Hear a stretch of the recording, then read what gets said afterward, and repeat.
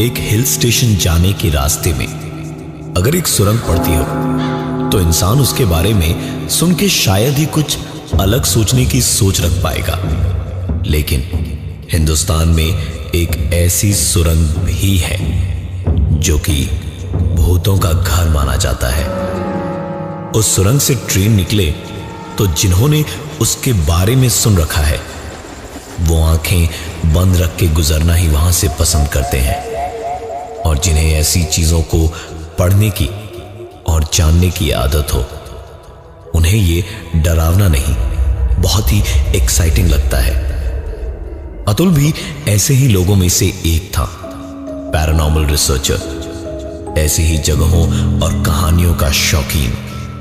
कई जगहें घूमी थी उसने, और जब इस जगह के बारे में उसने सुना तो वो यहां भी एक बार आकर देखना चाहता था।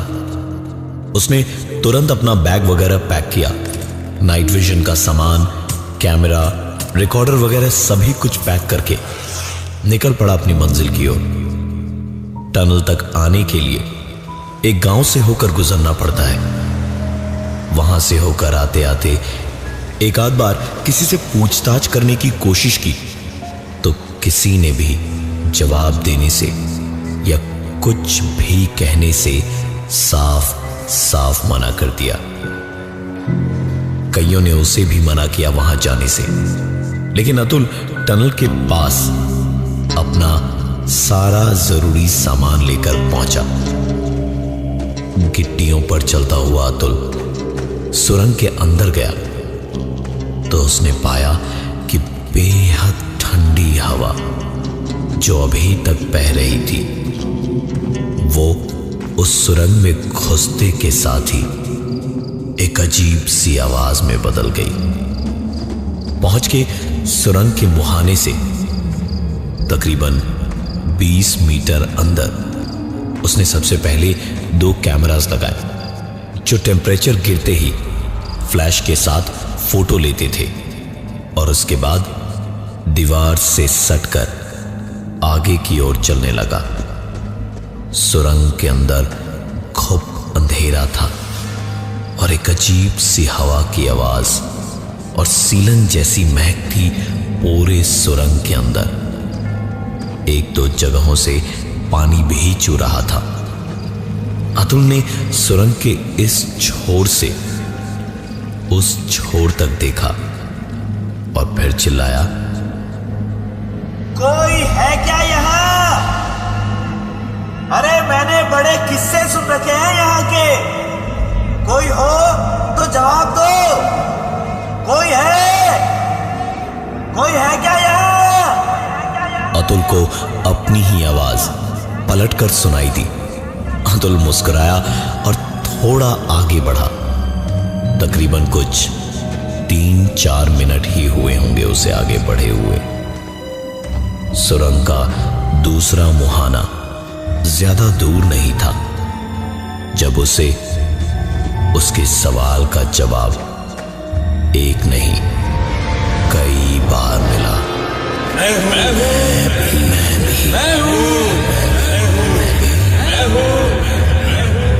ये सुनते ही अतुल उसी तरफ दौड़ने लगा जिस तरफ से यह आवाज आई थी।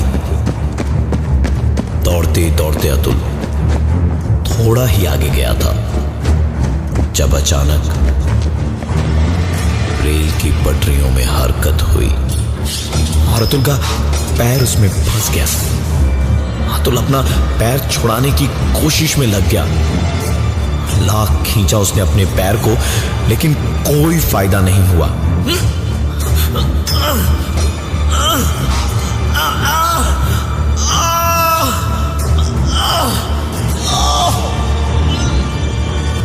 अतुल को दूर से आती ट्रेन की आवाज साफ सुनाई दे रही थी।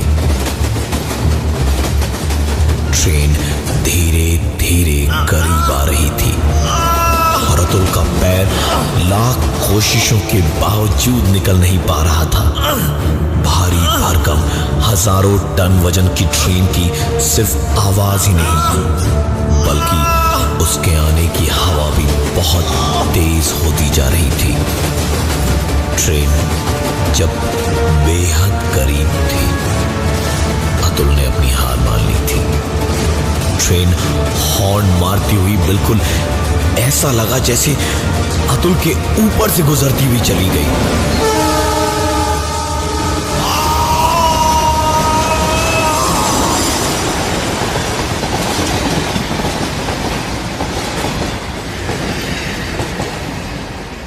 अतुल को थोड़ी देर में समझ आया कि यह सिर्फ आवाज और हवा थी, मतलब उसका एहसास था। और जैसे ही ऐसा लगा कि ट्रेन दूर चली गई है, तभी अतुल का पैर ट्रेन की पटरियों के खुलने से बाहर आ गया और एक आवाज उसे ऐसी सुनाई दी जैसे किसी ने उसके कानों में फूंक कर कहा हो, और मैं भी हूं।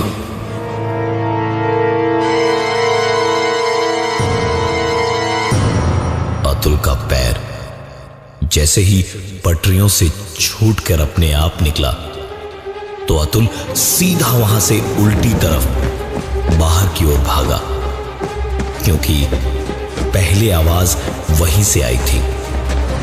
भागता हुआ वहां पहुंचे इससे पहले ही उसे लगा जैसे पीछे से कोई और भी दौड़ता हुआ आ रहा है।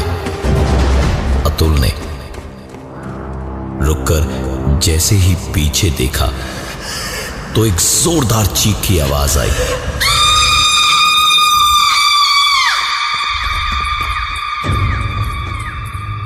अतुल ने साफ साफ अपनी आंखों से देखा कि एक लड़की चीखती भागती अंदर की ओर से आई और सीधी बाहर की तरफ भागती गई।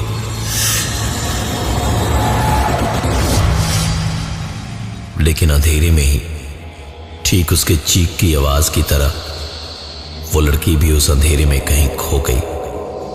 अतुल कुछ सोच पाता, समझ पाता या कुछ कर पाता, इसके ठीक पहले ही एक बार फिर अतुल पलटा और फिर से वही लड़की दौड़ती हुई बाहर की ओर भागी।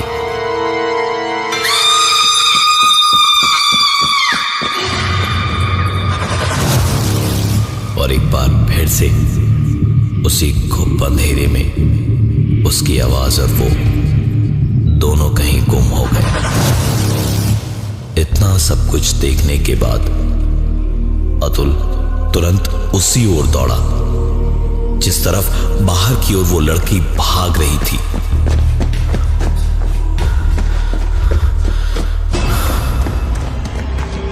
और सुरंग के बाहर निकलते ही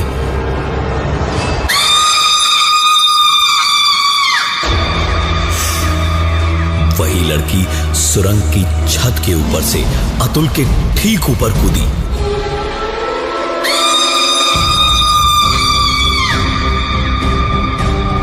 लेकिन नीचे गिरी नहीं।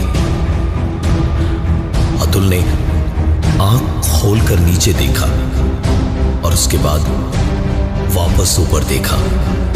वो लड़की उसे कहीं भी दिखाई नहीं दी। ये सब कुछ देखने के बाद अपने कैमरास वापस लेने अतुल हिम्मत करके टनल के अंदर भागा। वहां पहुंचकर उसने सीधे अपने कैमरास उठाए और नाइट विजन ऑन करके रिकॉर्डिंग करता हुआ चिल्लाया, कौन हो तुम? सामने आओ मेरे। बदले में पलटकर एक अजीब सी आवाज आई, नहीं है ना। आवाज जो भी थी, क्या कह रही थी समझ में नहीं आया अतुल को। अतुल ने फिर से कहा, अरे सामने तो आओ, कौन हो तुम? अतुल के इतना कहने के बाद एक आवाज फिर से आई,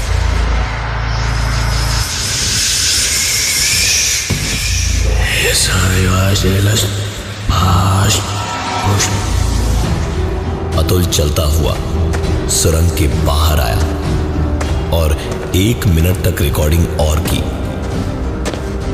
और फिर कैमरा में जब कुछ नहीं दिखा तो उसने सोचा कि पहले की रिकॉर्डिंग ही देख ली जाए। जो कुछ भी उसे सुनाई दिया था, क्या पता शायद रिकॉर्डिंग में उसे पता चल जाए। उसने रिकॉर्डिंग ऑन करके देखना शुरू किया तो उसने अपनी आवाज सुनी। कौन हो तुम? सामने आओ मेरे। उसके जवाब में जो आवाज तब आई थी वो क्या कह रही थी, अब रिकॉर्डिंग में समझ आया। नहीं आना चाहिए था। आगे एक बार फिर अतुल की आवाज आई। अरे सामने तो आओ, कौन हो तुम? उस आवाज का जवाब एक बार फिर समझ आया।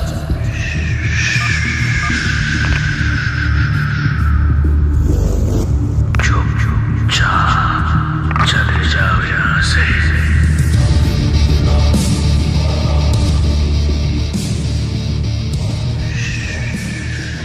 अतुल ने जैसे ही ये सुना, उसने तुरंत एक कैमरा सुरंग के मुहाने पे लगा के ऑटो शॉट मोड पे ऑन कर दिया।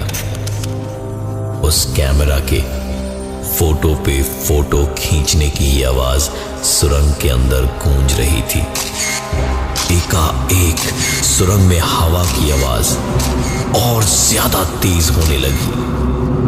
कैमरा के चलते बुझते फ्लैश में पटरियों की गिट्टियों पे किसी के कदमों की आहट होने लगी। जो पहले लगा कि शायद कोई एक ही है, लेकिन धीरे धीरे कदमों की आवाजें और कदम बढ़ने लगे। लगा जैसे कोई एक नहीं, दो नहीं, बल्कि कई लोग हैं। पूरी की पूरी भीड़। अब न सिर्फ कैमरा के फोटो खींचने की और कदमों की आवाज आ रही थी, बल्कि कैमरा की जलती बुझती फ्लैशलाइट में कई सारे लोग दिखाई भी दे रहे थे। फ्लैश के जलने पर लोग दिखाई देते और फ्लैश बुझने पर अंधेरा हो जाता। कदमों की आवाज भी फ्लैश के साथ साथ सुनाई दे रही थी और धीरे धीरे दोनों की आवाज बढ़ती गई।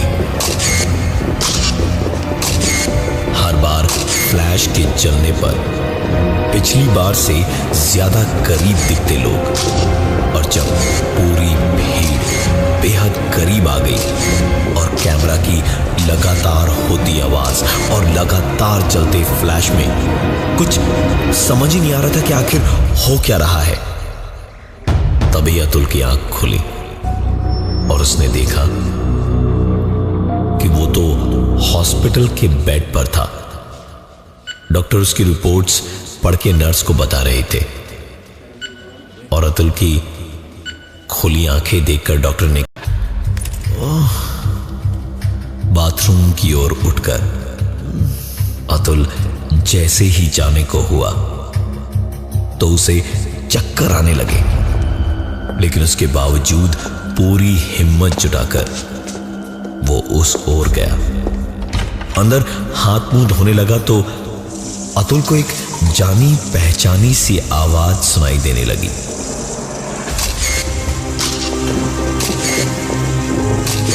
उसने नजर उठाकर देखा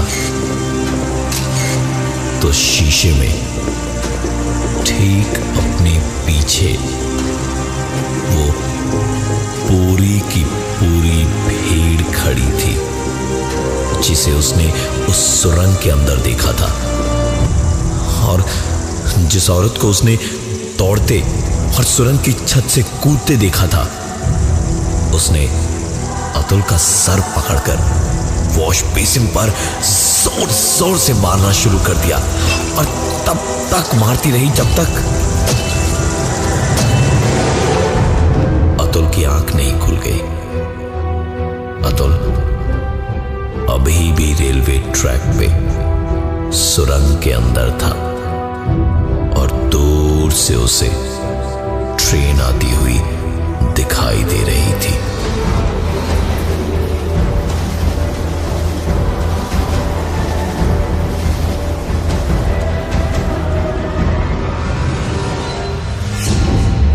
अतुल की समझ में नहीं आ रहा था कि आखिर ये सब हो क्या रहा है, लेकिन किसी भी हालत में उसे वहां से निकलना था। उसने अपना सारा सामान बैग में लिया और टॉर्च चलाए हुए सुरंग की दूसरी तरफ भागने लगा। भागते भागते बीच रास्ते में वापस पानी टपकने की आवाज एक बार फिर से होने लगी। हाथों में लिया हुआ कैमरा अचानक अपने आप क्लिक करने लगा और पॉकेट में रखे ऑडियो प्लेयर में रिकॉर्ड की हुई आवाजें अपने आप चलने लगी। अतुल ने साफ साफ सुना कि कोई उससे कह रहा था, देर कर दी तूने, पहले ही कहा था चले जाओ, लेकिन तुम नहीं मानी, अब सजा मिलेगी। अतुल ने भागने में दिक्कत ना हो इसलिए वजन कम करना शुरू किया। कैमरा और स्टैंड का बैग तुरंत उसने फेंक दिया और दौड़ते वक्त कैमरा उसके हाथ से गिरा, पर उसकी हिम्मत नहीं हुई कि उसे दोबारा उठाए, क्योंकि वो वहां से बस अपनी जान बचाकर भागना चाहता था। जैसे ही कैमरा गिरा, उसके बाद से और उसके पीछे से फोटो खींचने की आवाजें आती रही और फ्लैश लगातार चमकती रही।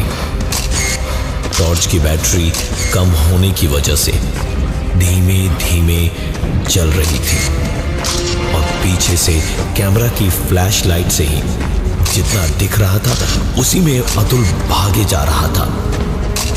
भागते भागते अब अतुल सुरंग से निकलने ही वाला था, बस कुछ और कदम ही बाकी थे कि अतुल ने एक बार पीछे मुड़ के देखा तो कैमरा की फ्लैश में उसने देखा वही औरत दौड़ती और चीखती हुई उसकी ओर आ रही थी। लेकिन अतुल के मन में इस बात की शांति थी कि अब 7 या 8 कदम में ही वो इस सुरंग से बाहर निकल जाएगा।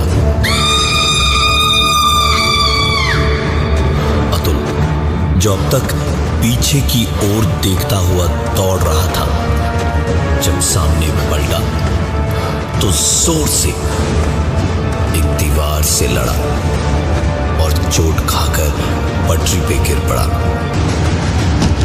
सुरंग के बाहर निकलने का कोई भी रास्ता उसे दिखाई नहीं दे रहा था। सामने उसके थी तो बस एक दीवार। अतुल अपनी सारी हिम्मत हार चुका था और ठीक तभी एक आवाज और हुई और फिर एक बार अतुल के पैर पटरियों में फंस गए। अतुल चिल्लाता रहा, चीखता रहा।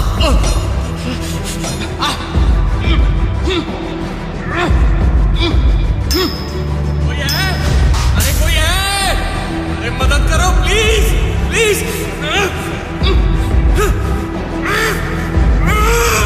कोई मदद करो प्लीज। लेकिन उसकी सुनता कौन। एक बार फिर से ट्रेन के आने की आवाज आने लगी। हवा की आवाज धीरे धीरे बढ़ने लगी। ट्रेन और तेज आती रही और उसके कैमरे में एक आखिरी वीडियो रिकॉर्ड हुआ था, वो भी अतुल के पैरों के कट जाने का उस ट्रेन से।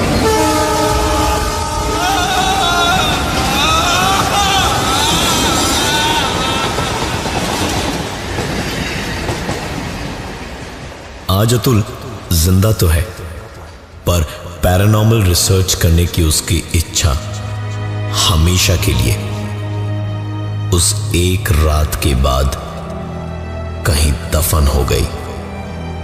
बस रह गई तो उसकी ये दास्तान जो दोहराने में भी उसकी सांसें अटक जाती है। और ये थी आज की एक कहानी।